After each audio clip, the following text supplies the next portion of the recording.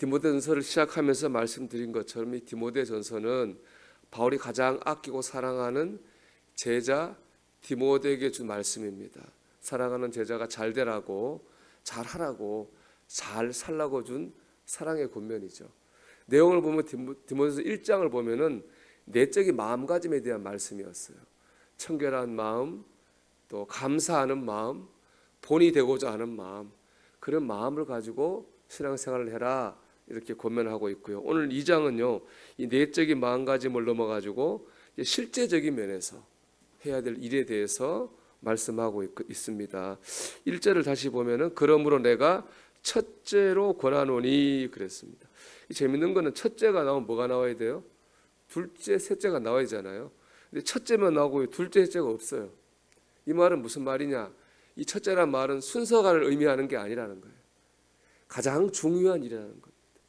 가장 우선적이라고 하는 뜻이죠.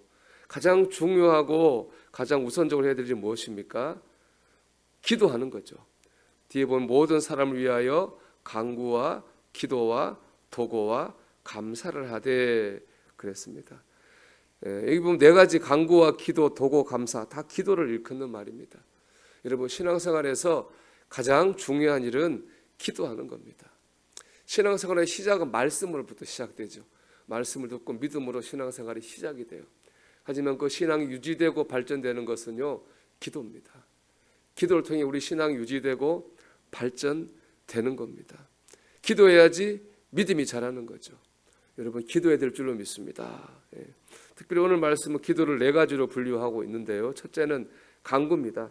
간구는 간절한 기도죠.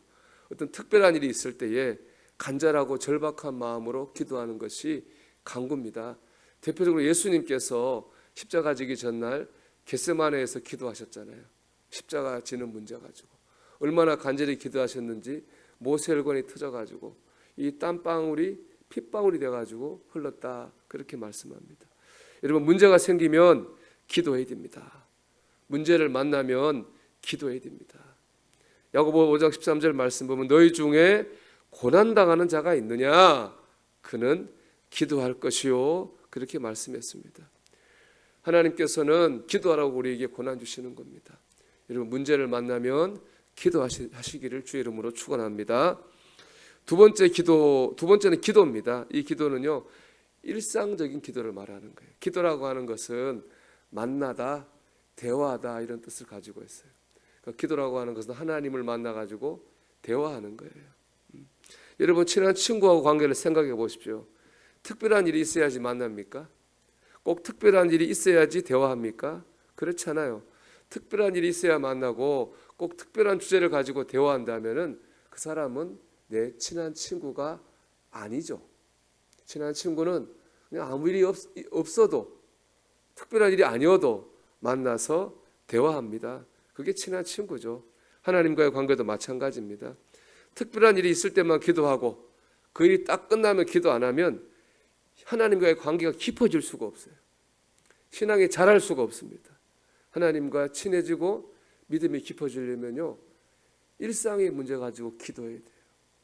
유명한 기도의 사람은 누굽니까? 조지 뮬러 목사님이죠. 그분은 5만 번 기도 응답을 받았다고 하잖아요. 여러분 5만 번 기도 응답 받으려면 기도 제목이 몇 가지 해야 돼요? 5만 가지 해야 될 거 아니에요. 여러분 5만 가지 기도 제목 되려면 어떻게 될까요? 모든 게 다 기도 제목이어야 돼요. 하나님 오늘 밥 잘 먹게 해주세요. 하나님 소화 잘 되게 해주세요.